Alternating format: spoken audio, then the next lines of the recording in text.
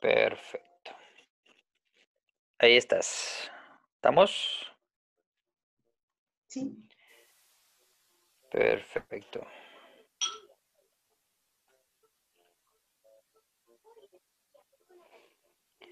Te pido también estar un poquito pendiente de la gente que ingrese. ¿Puede ser, Yarti? Ya que eres coanfitrión. Sí, perfecto. Bien. Bueno, mi gente, tengo que explicarles muchas cosas, así que por favor regálenme su atención. Y antes que todo, cuéntenme cómo están. Bárbara, Lauri, Lucas, Tomás, Vania. Uy, hoy no se vendieron las boletas, somos re poquitos. ¿Cómo han estado? Bien, profe, al fin de como 4 días sin dormir bien, hoy día dormí bien. Para mí eso es como una satisfacción maravillosa. Eso. Bueno, pero ¿me puso al día? Sí, pues, efectivamente, porque dormía 4 horas, o sea, desde el sábado que estoy durmiendo como 4 horas más o menos, y ahora dormí las relativas 8 horas. Bueno, me alegra eso mucho. Perfecto, Tirijillo. El resto de gente, ¿cómo anda? Creo que hablando también de sueño, por todo este proceso, por harto tiempo tuve insomnio, pero desde las semanas de receso ha ido desapareciendo poco a poco y ya como que puedo volver a dormir por mi cuenta. O sea, bendita las semanas de receso. Sí, Yarti me estaba comentando que posiblemente la próxima semana es de receso. es un hecho, no una posibilidad. Sí, Perfecto, es Para correcto. nosotros la próxima semana es de receso. perfecto. Listo, entonces reprogramo el calendario porque ya nos quedarían después de la semana de receso solo 2 semanas para terminar todo lo que tenemos que hacer. Perfecto. Bueno, ¿alguien más? Cuénteme cómo anda, en qué anda, cómo lo trata la life.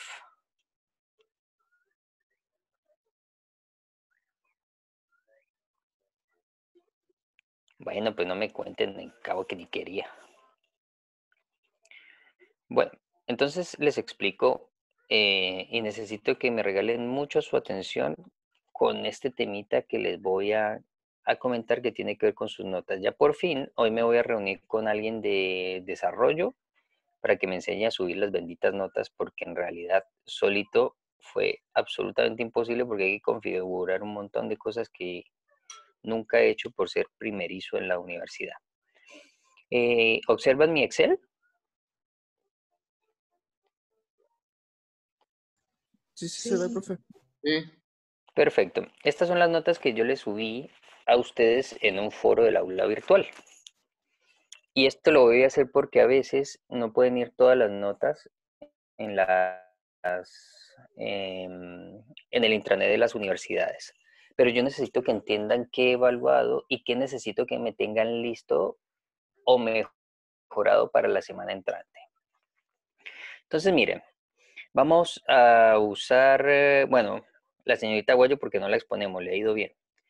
Entonces, como ustedes ven, ahí está, taller número 175 del 20, o sea, está el nombre de la actividad, está el nombre de la actividad junto con la fecha, para que no se me pierdan en qué hemos hecho y cuándo lo hemos hecho, porque todo esto se puede constatar en el aula cada que uno quiera.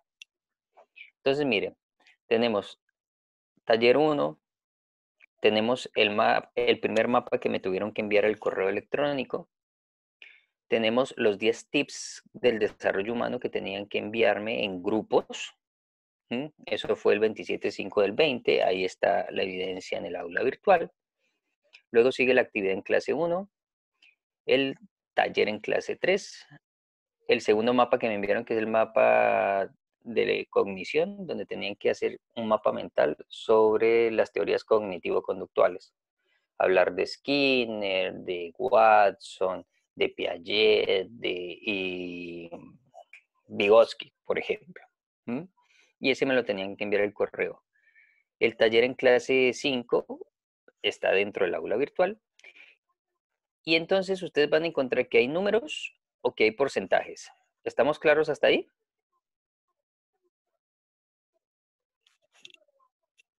Sí, sí, sí. profe.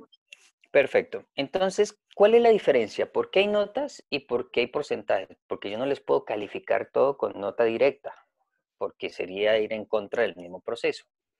Entonces, tenemos actividades que dan porcentaje.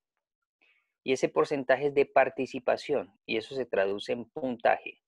Por ejemplo, en la unidad 1 tuvimos 3 notas de participación, por llamarlo de esta manera, que fue actividad en clase 1, taller en clase 3 y taller en clase 5.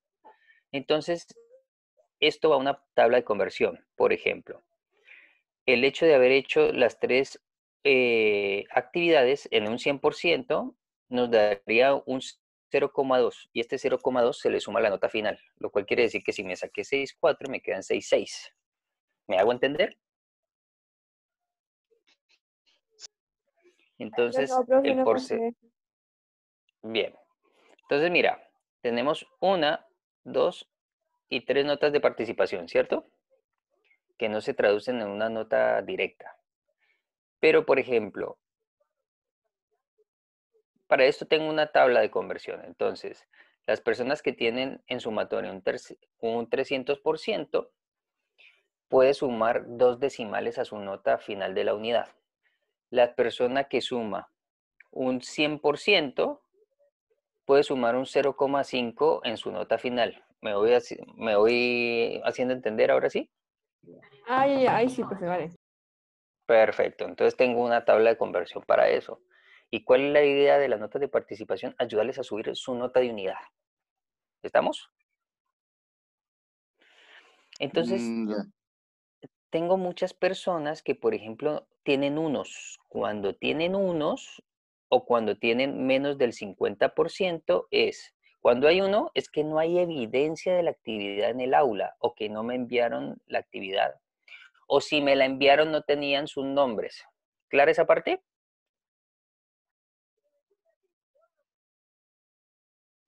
Sí, sí, sí, profe. Entonces necesito que me solucionen los unos hasta la semana entrante. Así sea de receso. Si quieren quitar ese uno, envíenme la actividad, finalicen la actividad en el aula virtual o en su defecto envíenme la prueba de que sí lo enviaron, sino que no estaba su nombre en el correo que me enviaron, como trabajo de equipo. ¿Clara esa parte? No, profesor, Dígame. tengo una duda. A ver, usted me está diciendo que Dame tenemos tu tiempo para nombre. remediar. Lucas, Lucas Álamo, ¿cierto? sí, hablamos. Por ejemplo, Luquitas, vos tenés este uno, que es ¿Sí? del tips de los 10 tips del desarrollo humano, Ajá, ¿sí? Y tienes este cero, que es ok, el taller en clase número 3. Necesito que se meta al aula virtual y me resuelva esto. Primero, si lo hizo en grupo, envíeme la evidencia en qué grupo estaba, porque quizás no ok, vi su nombre en el correo que me enviaron. Necesito que se meta en el aula virtual porque si tiene bajo porcentaje, lo más probable es que no le dio finalizar a la actividad. ok. Siempre que nos metemos en una actividad online, hay que ponerle finalizar. Si no finaliza, no me sale el 100%. ¿Estamos? Sí, pero mi duda era respecto al tiempo. ¿Hasta cuándo dijo que teníamos tiempo? ¿Hasta el hasta este viernes o hasta la semana de receso? Ah, tienen la semana de receso para terminar todo esto. O sea, tenemos o sea, diríamos entonces que Tenés 2 tenemos semanas, negro, básicamente, hasta el 14 de agosto. hasta que volvamos a clase, claramente. Ya, ok, vale, muchas gracias. Perfecto. Entonces, por ejemplo, en tu caso necesito que mires los 10 tips, necesito que mires la actividad en clase 1 y necesito que mires esto, el taller en clase 5 y el taller en clase 3, porque parece como que no los hubieras finalizado. Ok, ¿Estamos? Resto de sí, gente, ¿se entendido. entiende lo que les estoy pidiendo y explicando?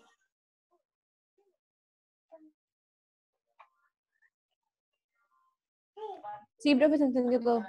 O por lo menos yo entendí. Perfecto. ¿El resto de personas va entendiendo? Sí, profe. Maravilloso. Entonces, las notas directas, vamos a seguir con el caso de la señorita Guayo. el 7, el 6, este 7 y este 6 generan la nota sumativa, que es esta que está acá, en la columna que dice sumativa unidad 1. Entonces, las notas directas se transforman en un promedio de las notas de la unidad. Y las participativas, que son el porcentaje, hago la tabla de conversión y ahí genero puntos por participación, que se sumarían a la nota final, que es esta que está acá. Entonces, ¿qué es lo que yo tengo que generar?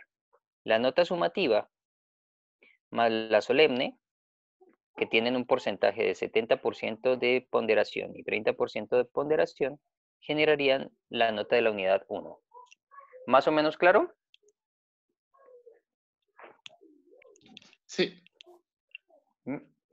Entonces, las notas que tienen porcentaje generarían un puntaje de participación. El resto de notas directas son las que se promedian y generarían la sumativa.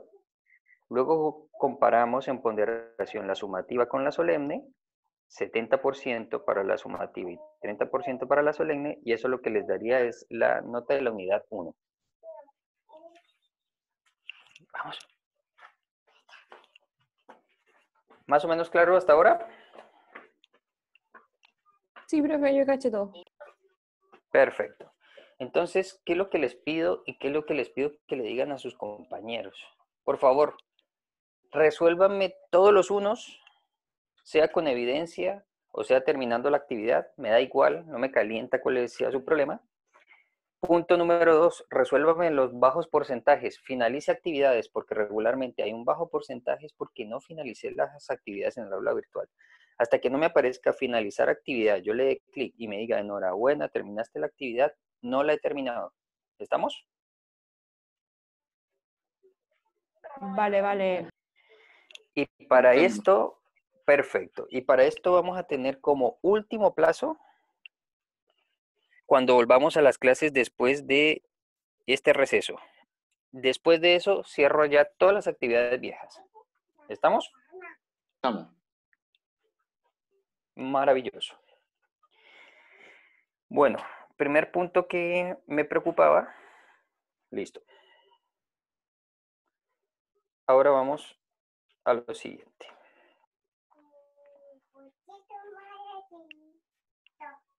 Cállate, bicho.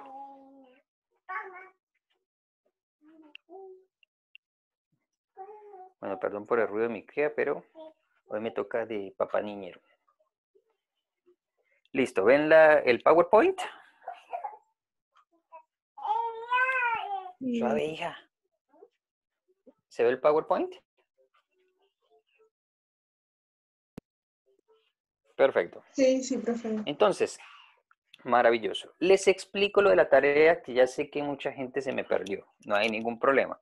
Y mucho menos cuando le estoy dando tiempo para terminar hasta dentro de 2 semanas.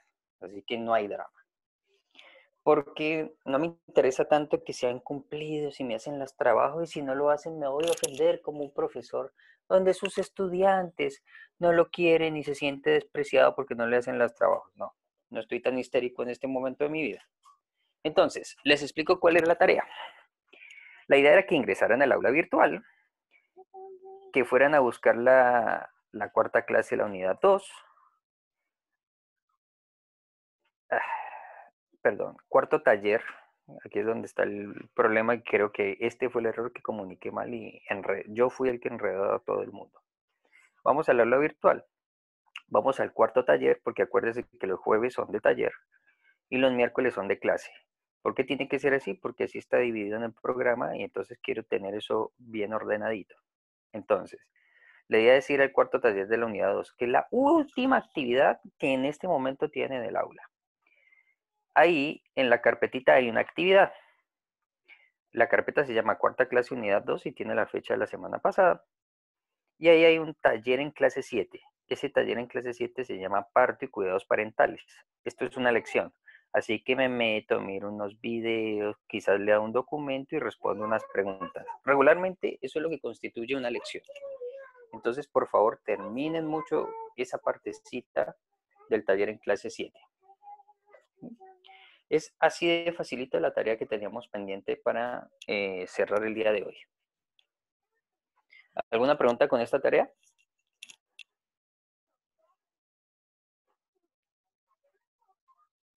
No, profesor. Muchas gracias, maestro. Entonces, vamos a cerrar el tema de la gestación y vamos a abordar hoy el tema de la primera infancia. Que este tema es muy power y encima de eso está muy claramente abordado por el gobierno chileno a través del programa Crece Chile. Entonces, cerremos el tema de la gestación. Y acá hay una cosita muy básica. Y ojo, porque estos son principios científicos para sustentar el tema del aborto en Chile, que no es menor cosa, porque muchos chilenos y chilenas están considerando este tema un derecho, mucho más allá de las creencias. Y el problema es cuando hay personas que consideran que se les vulnera un derecho y el Estado, la característica principal del Estado es restituir derechos. De eso supuestamente es que se trata el Estado. ¿Sí? Obviamente un gobierno más zurdo se preocupa por restituir más derechos, un gobierno más de derecha se caracteriza por hacer movimientos contrarios porque su centro es más la productividad que el capital humano. Devolviéndome de la política, entonces, durante el proceso de gestación tenemos tres grandes etapas. La blastogénesis, que es la división celular, hasta que aparece un bichito, ya aparece un autoorganismo, que son muchas células organizadas en pequeños sistemitas creciendo. Entonces, esta parte de la blastogénesis, esta sería la mórula, este pedacito que ven acá. Entonces, algunos teóricos consideran que el ser viene desde esta segunda semana hacia adelante.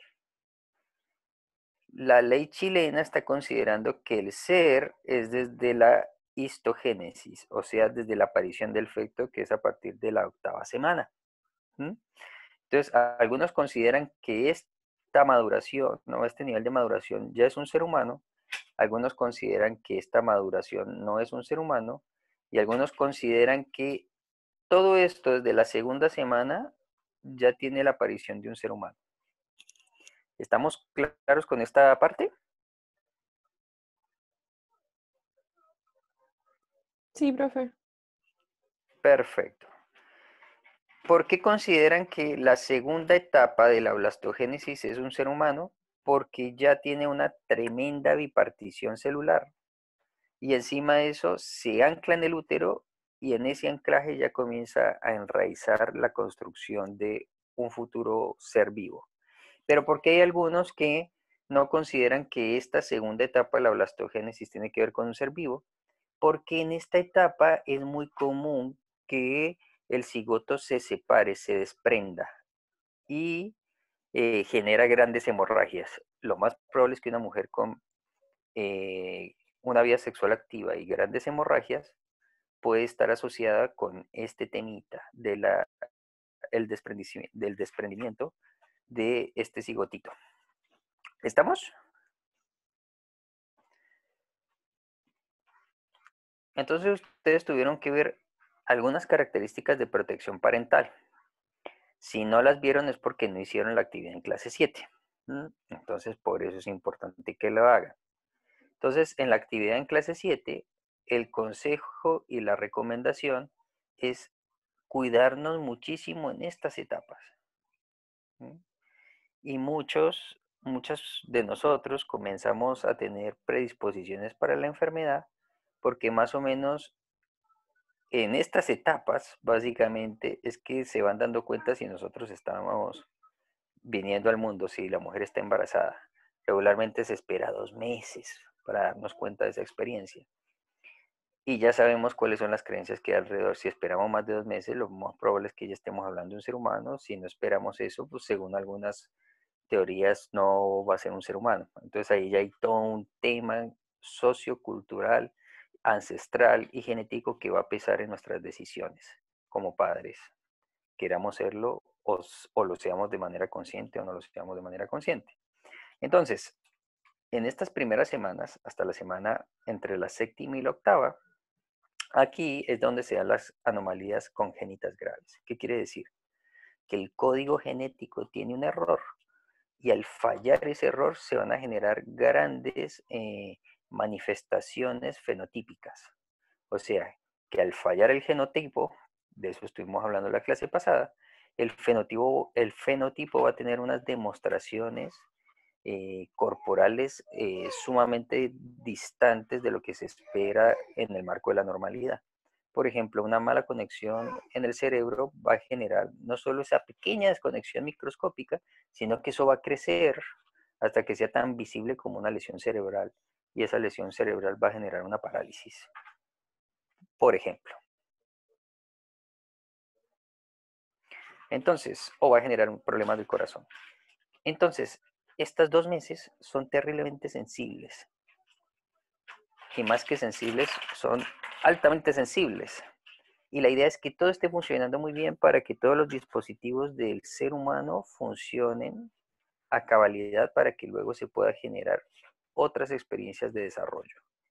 O sea, sé que si las células se organizan como se tienen que organizar en los sistemas que se tienen que organizar, los sentidos y el fenotipo van a poder tomar la forma adecuada. Por eso es tan importante esta etapa. ¿Y quiénes tienen más conciencia de las gravedades de los procesos de gestación? Las mujeres que les cuesta quedar embarazadas o las parejas que les cuesta quedar embarazadas. Porque ahí es donde nos damos cuenta que todo este proceso no es tan fácil como parece. ¿Mm? Sino que somos muchos seres humanos, entonces muchos seres humanos tienen muchos hijos, pero el hecho de que un ser humano tenga 5 hijos, 8 hijos, es una mínima manifestación de todos los huevos que ha perdido y de todos los encuentros sexuales que ha tenido. Porque uno de los potenciales de un encuentro sexual es también el embarazo. Entonces, podemos tener en nuestra vida 3.000 relaciones sexuales, independientemente de cuántas personas podamos tener. 4.000 relaciones sexuales. Y quizás de ahí salgan 5 hijos, 2 hijos o posiblemente ningún hijo. Porque no es tan fácil embarazarse. El problema es que somos tantos que se ven muchos hijos. ¿Algo que decir o agregar a este tema? Sí, profe, tengo una consulta. Y más que Dime. nada se me hace interesante porque ¿por qué en la antigüedad era tan común, no sé, una familia que tuviese 9 hijos? Perfecto, me Se encanta me esa parece. pregunta. Mira, Porque ahora cuesta caleta, po.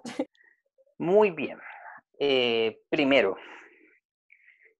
antes éramos muy poquitos y veníamos de una construcción económica feudal.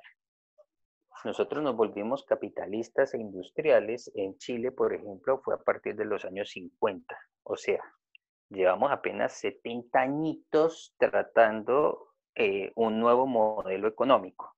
¿Mm? 70 añitos de 200 años de república y de 100.000 años de evolución hasta que apareció el ser humano. Obviamente antes éramos mucho más poquitos. En la era feudal, que todavía hay muchos lugares de Chile que tienen la era feudal, tenemos un latifundio, un propietario de la tierra y gente que va a trabajar la tierra y se quedará trabajando toda la vida porque nunca van a tener su propiedad privada. Y encima de eso, el que es dueño no se lo va a vender tampoco así ahorra. Que es esa acumulación del capital lo que generó el capitalismo. Por consiguiente, ¿qué pasaba antes?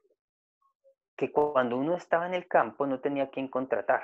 Entonces, ¿qué había que hacer? Tener muchos hijos. Y regularmente, si ustedes revisan en los diferentes países, la gente que vivía en el campo y que no podía acceder a la educación tenía muchos niños porque iban a necesitar muchos trabajadores. Y encima de eso la religión lo apañaba, porque la religión entre más gente hubiese creyente, bueno, ahí hay una cantidad de temas que no me los quiero, no dan para meterse en este momento en esa dinámica. Es decir, que Entonces, era menos de hora gratis. yeah. Y regularmente, si preguntan en abuelos y bisabuelos, a los 7, 8 años, esa ya era la edad de ponerse a trabajar. Aunque sea dándole comida a las gallinas.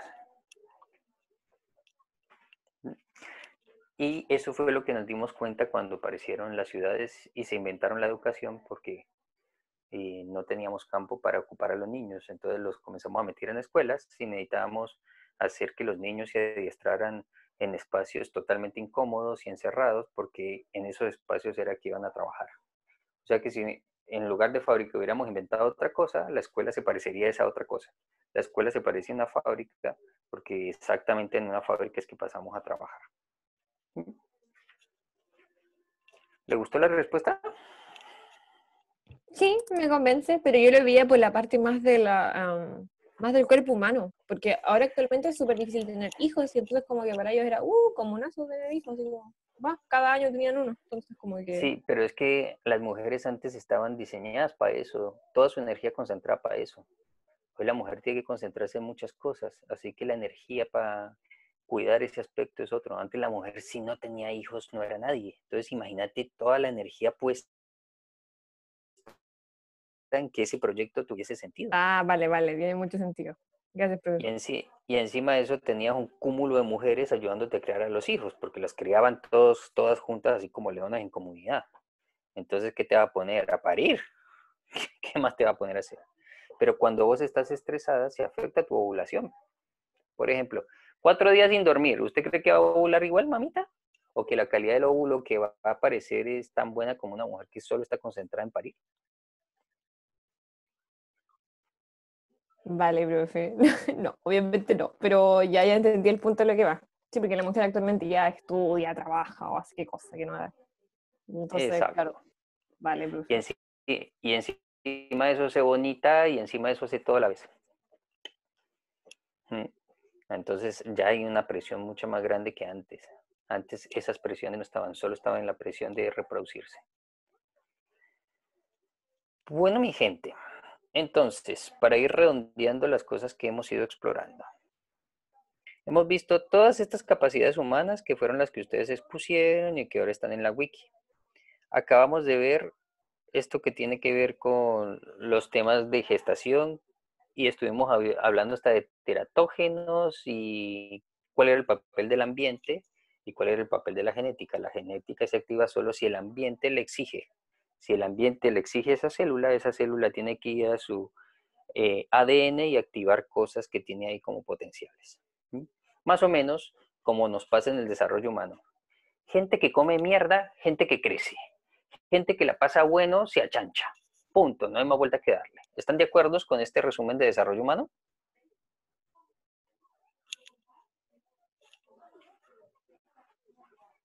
Supongo, o sea, en palabras bien cortas y vulgares. En palabras bien cortas y vulgares.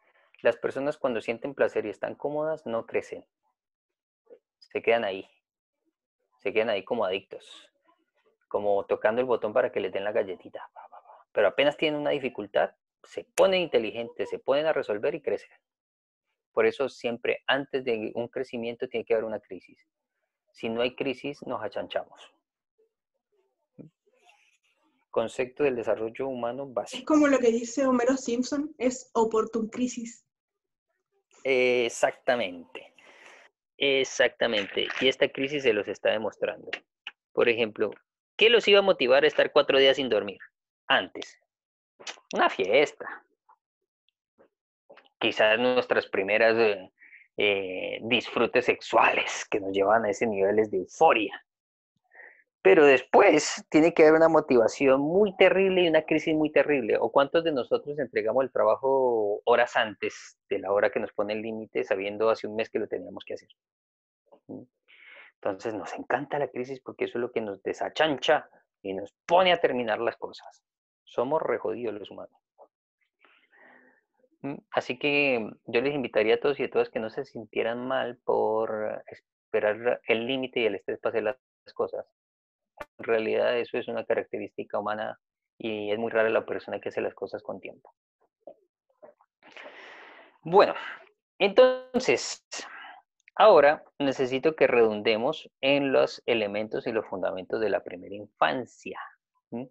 Cuando comienza a aparecer un fenómeno maravilloso que se llama conciencia.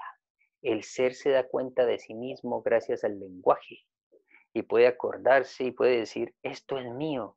Ustedes no se imaginan lo terriblemente difícil en términos evolutivos que un ser humano puede decir, este soy yo, el reflejo del espejo soy yo, esto es mío papá, esto es mío mamá.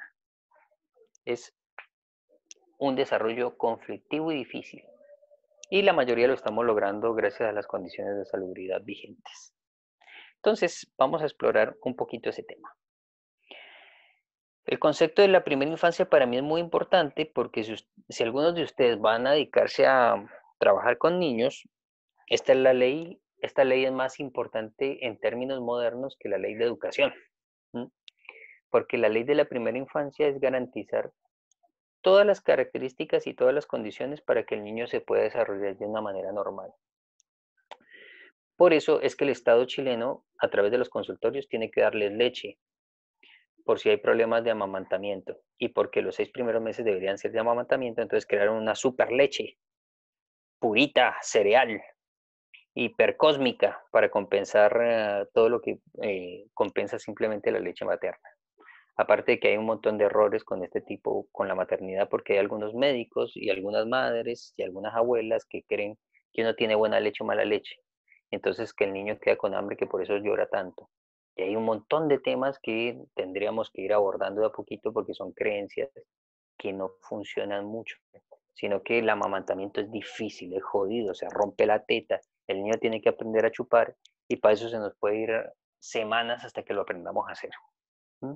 Es muy traumático el proceso de amamantamiento. Entonces hay muchas creencias y muchos fantasmas que se activan.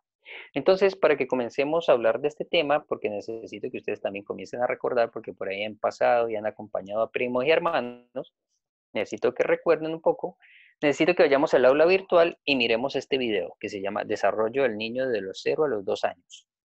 Les muestro en dónde está en el aula virtual. Que pues, ese video se encuentra en este lugar. Pam, pam, pam. Pam, pam, pam, pam, pam, pam. Entonces, si van a clases, porque los jueves son de taller y hoy es de clase, a ver, aparatito, muéstrate bien. Esto. Si vamos a unidad número 2, miércoles de clase, estoy en la unidad número 2. Miércoles de clase van a encontrar el video de la clase anterior que se llama Diarios de Anatomía sobre la concepción y vamos a ir al siguiente video. Miren que aquí está la fecha de cuarta clase, U2, 58 del 20 y abajito va a haber un video. Desarrollo humano de los 0 a los 2 años. Es un videito de 7 minutos, le pido por favor que lo observen para que podamos seguir conversando. ¿Clara la instrucción?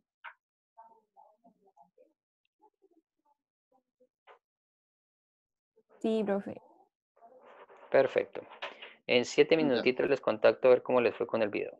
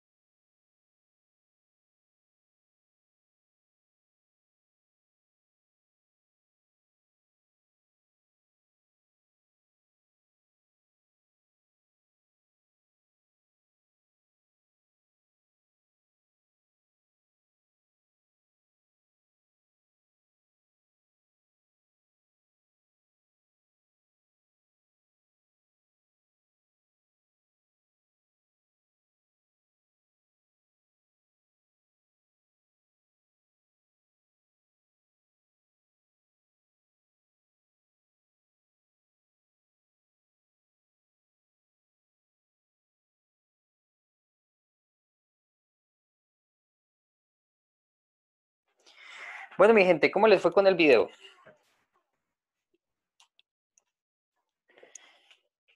¿Qué vieron? Sí.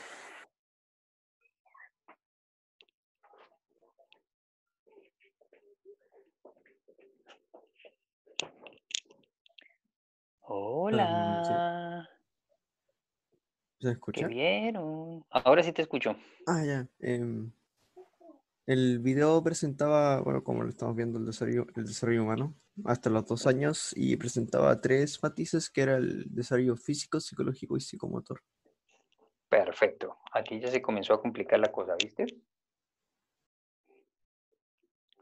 Bien. Entonces, mi querida gente, ¿qué elementos distintivos se encuentran aquí? ¿Qué cosas hay que tener en cuenta?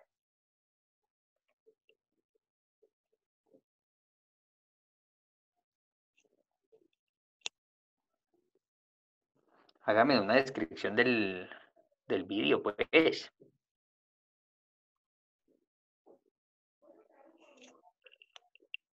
El niño viene como con reflejos predeterminados, ¿se puede decir así?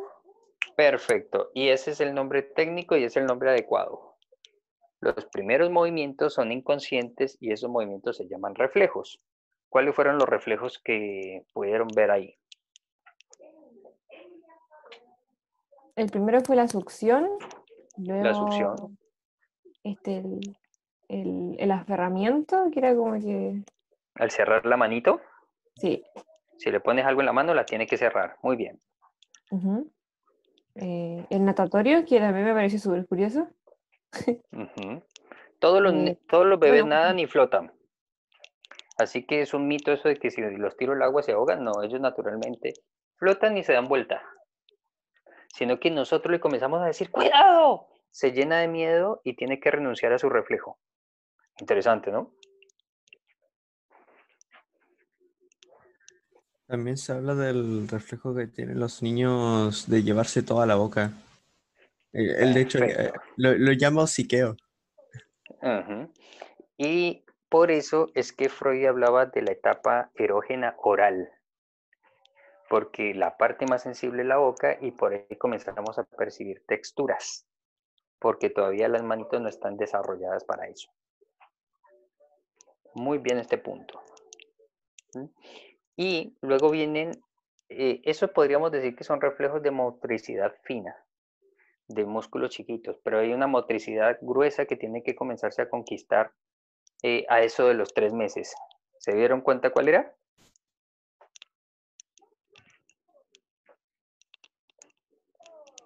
¿Qué es lo que un bebé tiene que comenzar a controlar? ¿Qué es lo primero que tiene que controlar? Hoy no se puede morir, porque se puede hacer daño. ¿Qué intuyen que es? El cuerpo. No, antes hay una parte del cuerpo que es la primera que tiene que controlar, y es la cabeza. A los 3 meses el niño ya debe tener la capacidad de poder levantar su cabeza o si yo lo cargo, él solito sostener su cabeza. Cuando está recién nacido yo le tengo que sostener la cabeza. Pero eso de los 3 meses ya tiene que comenzar a gobernar su cabeza o si no ya sería un signo de inmadurez y algo pasó genéticamente. ¿Sí? Ese es el primer elemento, porque el desarrollo tiene dos principios, uno que es cefalocaudal. Primero se desarrolla lo que está cerca de la cabeza y después vamos y gobernamos los pies, pero primero lo que está cerca de la cabeza. Por eso primero manejamos las manos y es lo que más va a usar un bebecito en desarrollo, las manos. O sea que un bebé se desarrolla de esta manera como desde arriba hasta abajo. Eso significa cefalocaudal, tal cual. Ah, Y a su vez es próximo distal, lo que está más cerca del tronco primero y lo que está más externo al tronco después. Entonces, aparte de ser cefalocaudal, es próximo distal. ¿Estamos? Entonces, todo lo que no se vea normal en términos de reflejos y de primer desarrollo es porque probablemente tenemos un problema, que puede ser neurológico o puede tener elementos emocionales. Por ejemplo, una vida de familia muy estresante hace que los niños vayan retrasando su desarrollo. Porque todos los seres humanos, cuando sienten amenaza, se repliegan y se meten en una conchita. Y todos los seres humanos, cuando están plácidos, se expanden y se abren. Y para crecer necesitamos también podernos abrir. Por eso la crisis nos encierra y después llega un momento que decimos ni miércoles, o lo hago o me voy a morir de esta locura y me arriesgo. Y ahí me tengo que abrir. Entonces ese movimiento del desarrollo humano siempre va a estar. Me repliego y me defiendo, me abro y salgo a la batalla. Bien, ¿algo más para rescatar de este video?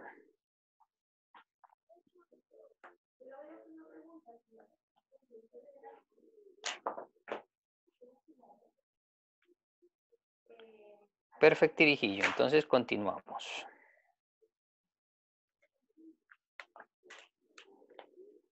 Bueno, mi gente, ya tenemos unos primeros principios de los 0 a los 2 años.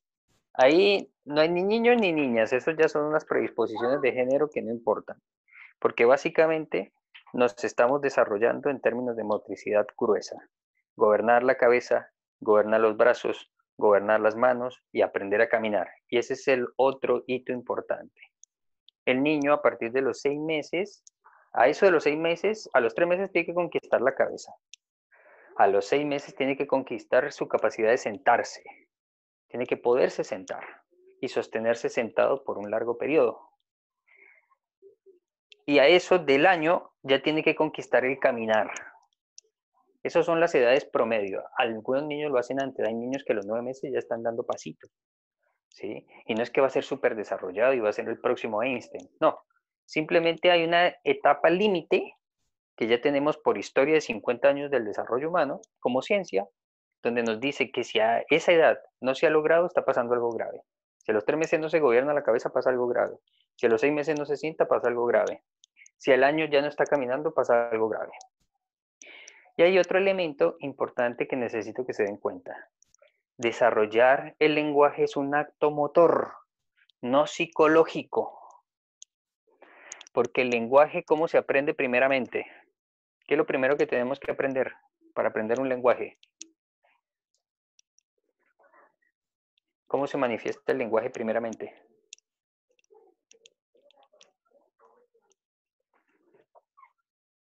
Díganme, pues, bichos.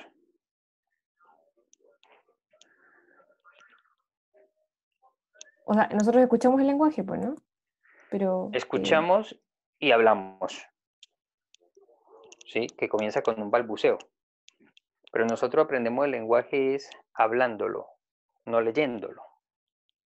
Por consiguiente, hablarlo significa que hay un aparato gutural que hay que mover.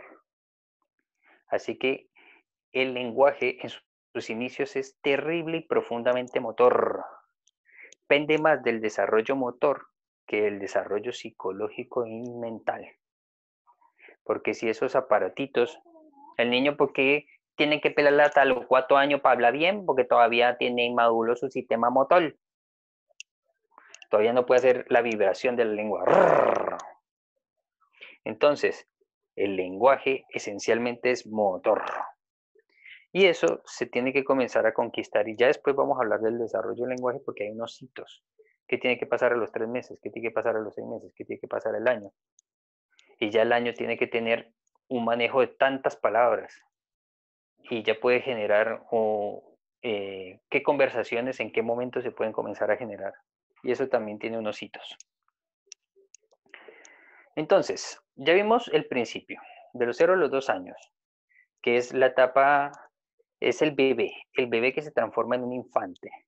¿Cómo nos damos cuenta de la infancia? Llegamos a la infancia porque ya podemos caminar y desplazarnos a donde se nos dé la gana y hacer cagadas. Y 2, ya puedo expresarme lingüísticamente. Cuando el niño se desplaza hacia donde quiere sin caerse tanto o ponerse tan en peligro. Y punto número 2, puede comenzar a decir y pedir lo que quiere. Listo, dejamos de ser bebés y pasamos a la infancia. Entonces, ya conversamos de esto y ya lo tienen en un video. El desarrollo físico tiene una ley próximo distal. Primero lo que está cerca del tronco y después lo que está lejos del tronco. Y cefalocaudal, de los pies a la cola. Luego viene el gateo, que a eso de los 6 meses tiene que estar conquistado el gateo. Y ojo, hoy en día hay niños que no gatean y no quiere decir que tengan un mal desarrollo. Mi hija no gateó, caminó antes de tiempo, otros gatean, gatean, gatean, gatean, gatean, gatean. Después viene la caminata, no hay ningún problema. No hay una ley fija, hay unas tendencias. Entonces, los primeros elementos del desarrollo son motrices y eso van a dar los principios psicológicos. Y esos primeros desarrollos motrices son reflejos. Primero empezamos por la motricidad fina, como gobernar las manos, la succión, y después la gruesa, gobernar la cabeza, sentarnos, caminar. Y en ese ejercicio viene el hablar, que también es terriblemente motriz. Nutrición, lo que se recomienda es leche materna hasta los 6 meses.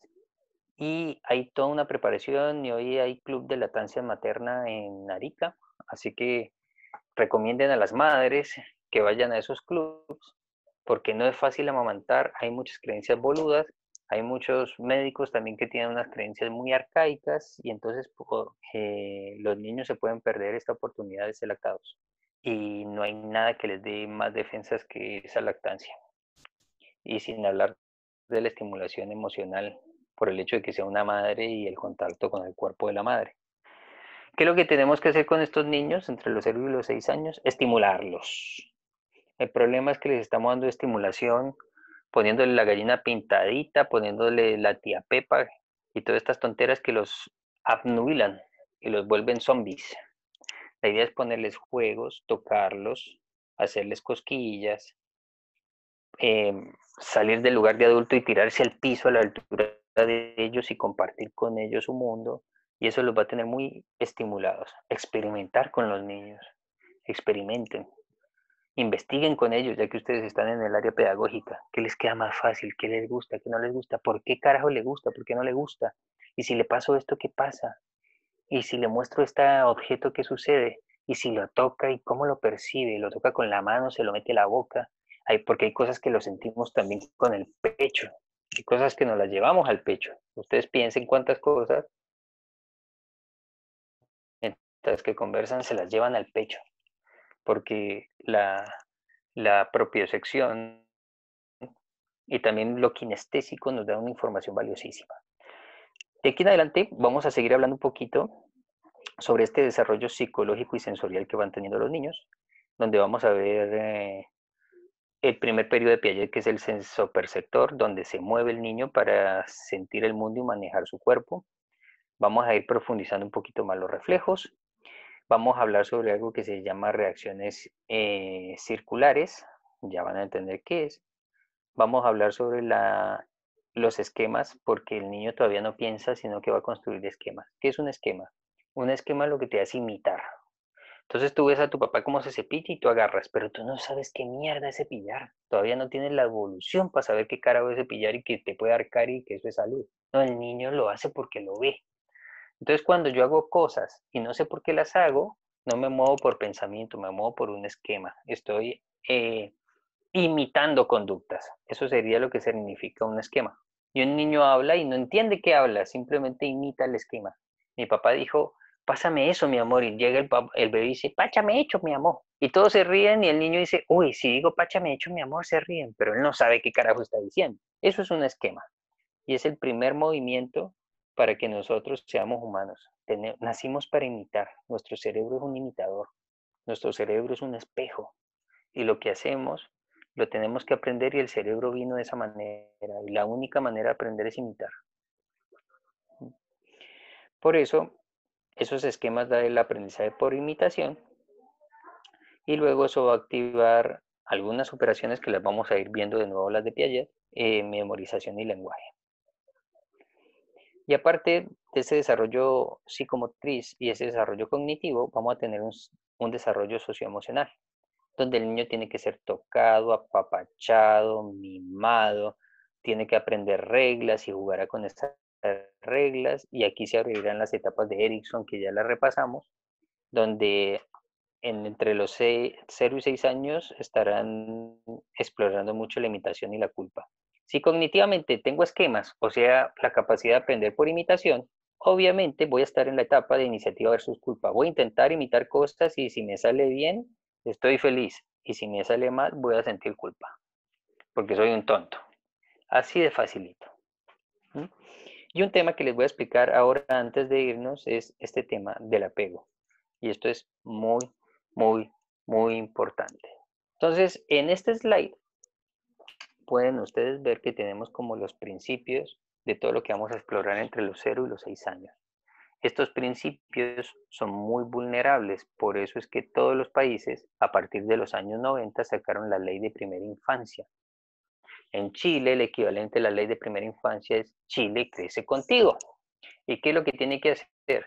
Darle todo gratis al niño para que entre los 0 y los 6 años los papás no tengan excusas y terminen generando problemas irremediables en sus hijos.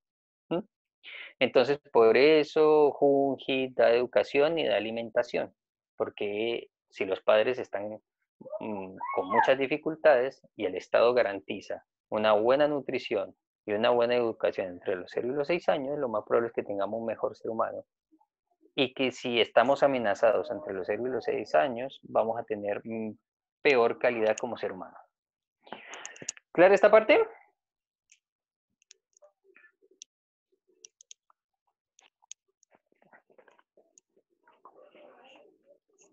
¿Algo que complementar de alguno o de alguna?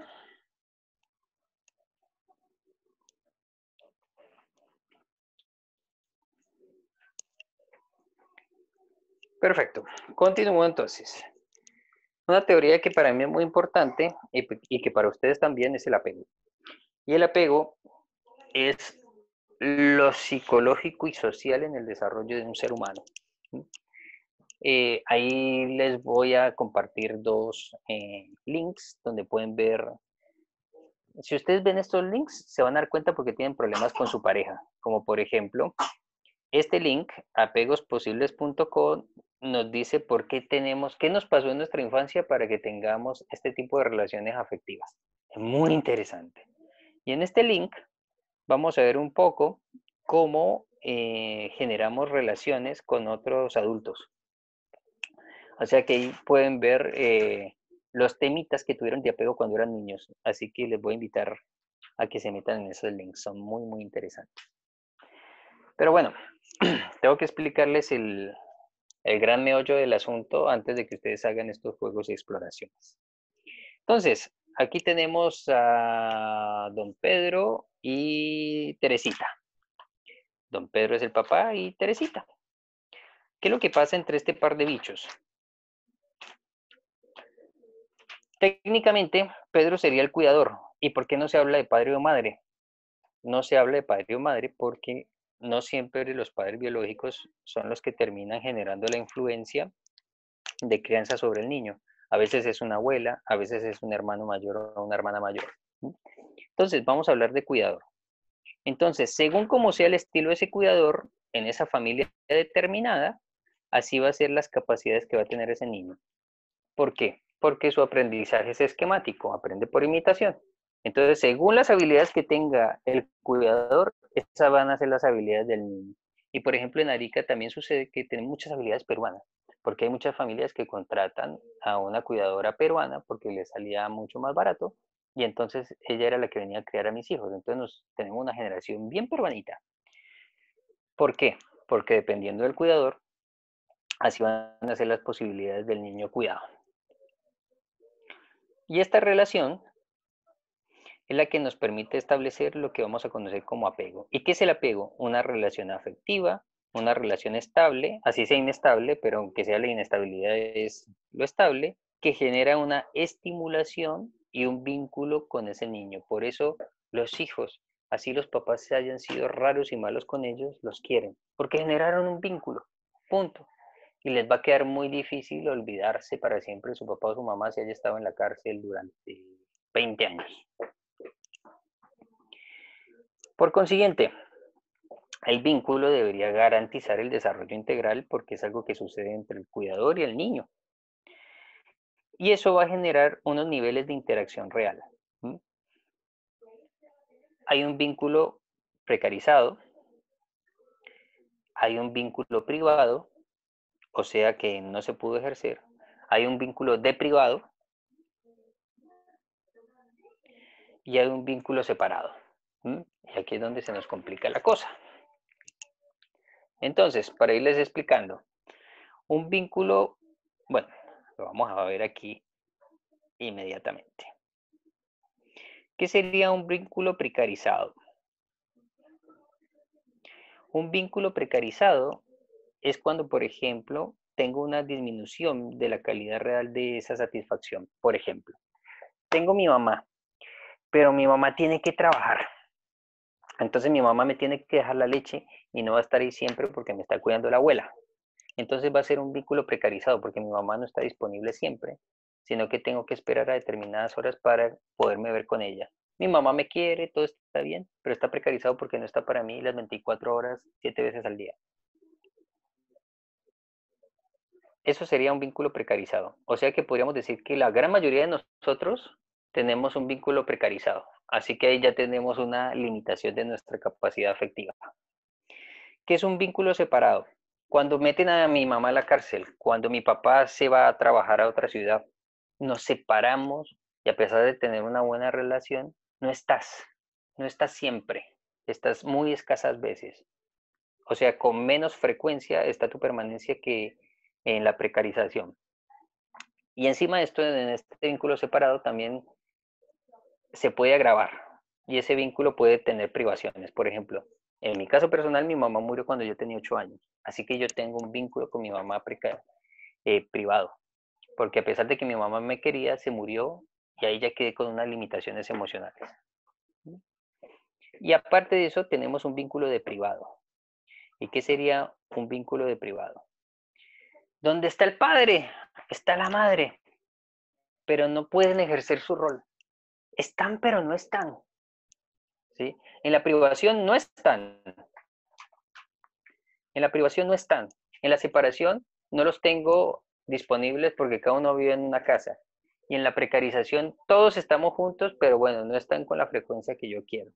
Y en la deprivación simplemente la gente es negligente, incompetente. Están, pero no hacen nada. Como por ejemplo cuando un hijo es abusado por uno de sus padres, sea por violencia, sea un abuso sexual, y el otro no hace nada. Eso sería de privado. Está todo hacia el mundo social, no pasa nada, pero aquí pasa un montón de cosas que nadie resuelve. Claro, estos tipos de vínculo, el precarizado, el de separación, el de privación y el de deprivación, o alguna pregunta. Consulta, profe. Consúlteme, Cuando, señorita. cuando se habla, por ejemplo, de un padre ausente o de una madre ausente, ¿hablamos entonces de separación o de deprivación? Hay que ver el caso por el caso. ¿Mm? Ah, ya. Porque también puede ser de privado. ¿Por qué? Porque el padre vive con mi mamá, pero el flaco es mantenido y ni pitos ni flautas. Es un bicho ahí, una figura, pero no se compromete emocionalmente con nadie. Entonces, cuando es negligente, es de privado. Cuando se fue a otra ciudad, hay que ver hasta qué nivel es una privación o una separación, porque a veces la privación es que en 3 años yo no lo veo. Pero hablemos como tipo una separación de madre y padre, así como de que el padre simplemente se va, ¿cachai? No tiene relación con su hijo, simplemente no está, no existe, así como que el niño no tuvo papá o no tuvo mamá. Entonces sería una privación, ¿sí? Porque la deprivación es loca. Está, pero no está. No hace nada. Es como si fuera un cuadrapléjico, ¿sí? Entonces la deprivación es loca porque yo no alcanzo a entender cómo estando no está. En cambio, la privación ya se fue. Es una realidad, se murió. Es una realidad, hace 8 años no lo veo. Entonces es mucho más claro que una deprivación. Una deprivación por eso es más loca. ¿Estamos? Vale, ya caché. ¿Mm? ¿Qué se preocupa? Perfecto. Es algo así que una deprivación nos da una paradoja y esa paradoja no la podemos entender. No nos cierra. Entonces, vamos a ir redondeando el apego. Pedro y Juan son el olón pareja. El olón es un concepto que significa totalidad, algo que es total y a la vez es parte. Por ejemplo, un ser humano es un olón de un sistema familiar. Y una familia es una totalidad aparte, es total hacia adentro, pero es una parte de un sistema social. Y una sociedad es un olón porque hacia adentro es todo un sistema complejo de familias, pero hacia afuera simplemente es la comunidad de Arica sumada a la comunidad de Iquique. Y entonces de esa manera se genera como regiones hasta formar un país. Eso es un olón. Hacia adentro es una totalidad y hacia afuera es una parte. Entonces, el olón pareja va a generar un vínculo, digamos que tienen un hijito, ¿sí? Entonces, la pareja genera una familia. Si ustedes se dan cuenta, esta es como la mitología bíblica, ¿sí? Papá, mamá tienen al Hijo de Dios y entonces nace en un establo y entonces nace en Belén y así se forma la Sagrada Familia, familiares. Entonces, este niño, con la primera persona que va a hacer un vínculo, siempre va a ser con su madre. ¿Por qué? Porque inconscientemente mamá es igual supervivencia, mamá es igual teta, mamá es igual satisfacción. Y las mamás tienen prolactina y esa prolactina no solo sirve para leche, sino para volverse más sensible con el bebé. Por eso una mamá puede hacer lo que un papá no hace. Se despierta a las 2 de la mañana exactamente cuando al niño le está pasando algo. Bueno, la prolactina hace ese tipo de cosas. Da una hipersensibilidad. Entonces, esa madre comienza a hacer interacciones con su niño y encima de eso son uno. Psicológicamente para el niño son un mismo ser. A eso ya se le llama apego. A esa predisposición genética y congénita que tienen las madres sobre sus hijos por esta bendita prolactina y que los papás no entienden sino con el tiempo o a veces nunca lo entienden porque son más brutos que yo. Entonces el apego es ese vínculo inconsciente, profundo y afectivo que genera una dependencia madre-hijo y que genera alivios. Por ejemplo, a esa dependencia tiene placeres. Por ejemplo, una madre cuando está amamantando le comienza a doler mucho las mamas. Y adivinen a quién va a buscar desesperadamente, a su hijo. Y su hijo apenas le succiona, le genera un alivio. Entonces ahí se genera una codependencia de apego. O sea, hace que este apego neurológicamente tiene premios. Por consiguiente, este apego va a generar una responsabilidad. Entre la madre más se haga responsable de su hijo más apegado va a estar a ella. Por eso es que se genera la precarización. La madre, como no puede estar responsabilizándose todo el día porque después de 3 meses tiene que volver al trabajo, entonces se le dificulta un poco hacer este movimiento de responsabilidad.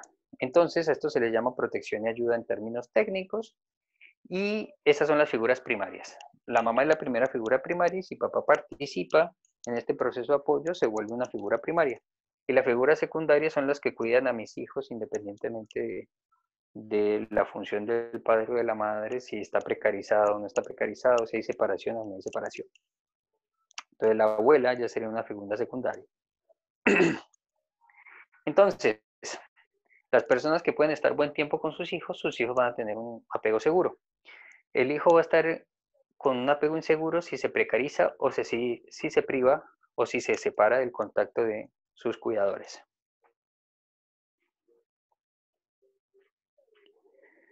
Entonces, seguro, no hay precarización. Inseguro, si hay precarización, separación o privación. Y aquí encontramos algo que se llama el síndrome de angustia. Un niño que experimenta la precarización comienza a llorar de una manera más desesperada, comienza a ser más inseguro porque tiene periodos muy largos de desconexión con su madre o con su padre, o sea, con sus figuras primarias. Entonces el niño va a tener angustia y esto es lo que nos va a dar ansiedad y quizás aumentar el apetito cuando estemos más grandes, porque tenemos síndrome de angustia por separación. Por consiguiente,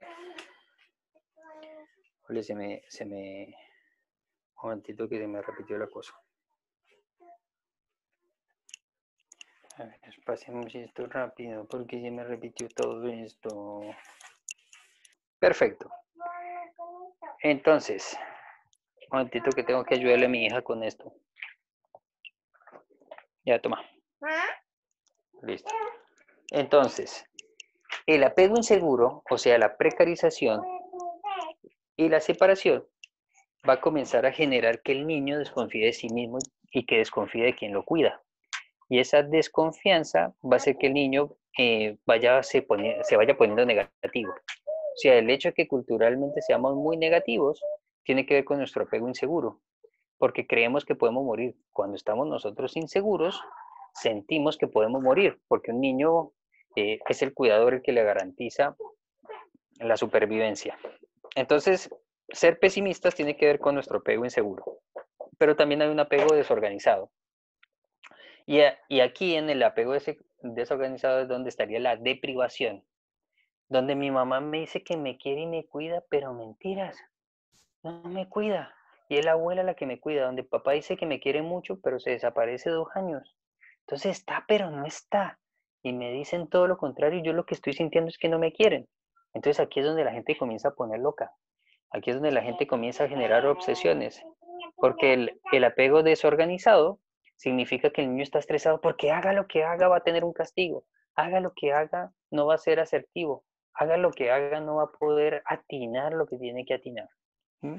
Entonces, muchos de nosotros tenemos apego desorganizado. Tenemos padres ambivalentes que tienen una agresión inconsciente hacia nosotros. Y eso es lo que genera desapego desorganizado. Y estas son las personas que comienzan a manipular a otras, que comienzan a psicopatearlas un poquito. ¿Más o menos claro el tema del apego?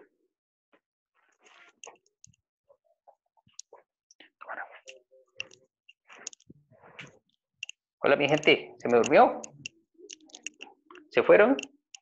¿Me abandonaron?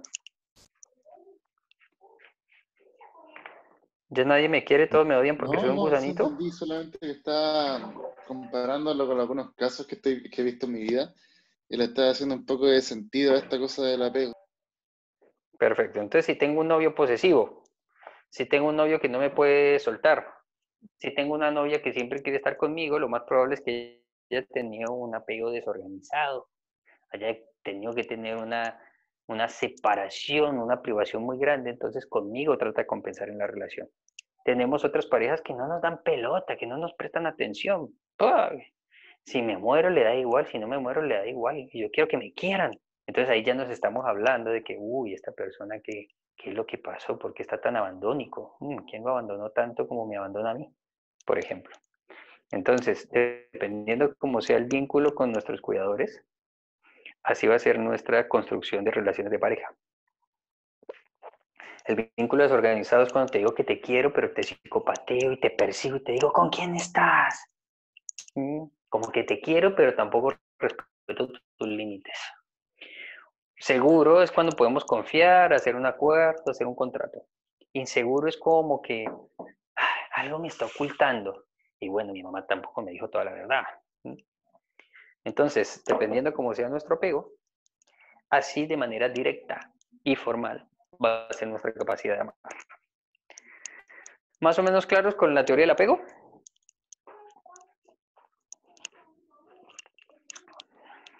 Sí, Gracias, maestro. Entonces, mi gente, va la tarea. Ya saben que vamos a tener hasta dentro de 2 semanas para terminar todas las tareas, así que no va a haber drama. Una de las cosas que va a ser más importante que ustedes revisen va a ser las dificultades de desarrollo que hay entre los niños entre los 0 y 6 años, ¿sí? Entonces, en el aula virtual va a haber una actividad donde van a poder ver cómo se evalúa ese tema, qué instituciones apoyan estos temas de dificultades de desarrollo, qué nos dice UNICEF sobre la primera infancia, cuáles son los hitos que tenemos que tener en cuenta que nos están hablando de un problema de desarrollo entre los 0 y los 6 años, qué es lo que va a pasar con el lenguaje, etcétera, etcétera. ¿Dónde van a explorar esto? En la siguiente tarea. Ole, ¿yo por qué tengo esto con sin... Ole, no me han dicho que esto tenía coso de Santo Tomás, le puse el logo que no era. Dios mío, mil disculpas a ustedes. Me la pifié. Entonces, ¿qué les voy a pedir que hagan como tarea? Necesito que vayan a la actividad en clase número 3. Y en esa actividad en clase número 3, ¿dónde la van a encontrar? La tarea anterior fue cuarto taller. La tarea para hoy está en cuarta clase, o sea, en las actividades del día miércoles. Ahí en la cuarta clase, la unidad 2, van a encontrar actividad en clase 3. Ahí simplemente ingresen, sigan las instrucciones y respondan las preguntas. Así de fácil. Actividad en clase 3. ¿Clara la tareita? Clara. ¿Profe? Dígame, maestro. Una cosa, vine a O dos, no hay revisar la problema. tarea. Vine a revisar la tarea ahora mismo y dice que la elección se abrirá el miércoles 5 de agosto a las 8:12 de la tarde, noche. Ah, o sea, están las 20 horas. Sí, está programada para esa hora. Perfecto, ya la corrijo. Yo creo que le ha puesto a las 8 de la mañana. Listo, Master. Ya estoy en ese ejercicio de corregirla. Muchas gracias por la info. Bueno, mi gente, de esta manera terminamos por el día de hoy. Ya saben, si tienen alguna pregunta, me consultan. Convérselen a sus compañeros sobre este tema de las notas para que también les quede un poquito más claro y sepan el juego que estamos jugando y para que todos y todas puedan quitarse los unos que tienen de la unidad número 1. ¿Estamos? Gracias, profesor. Bueno, mi gente, un abrazo y que la pasen lindo.